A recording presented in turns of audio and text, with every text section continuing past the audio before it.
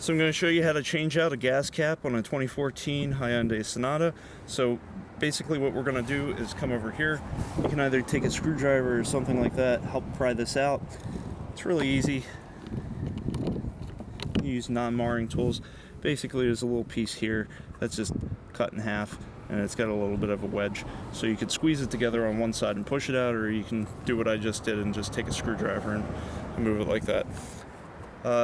Then you would just take off the gas cap, get your replacement gas cap, put it on like so. This one, it's not going to a click, so I'm going to have to replace this one soon.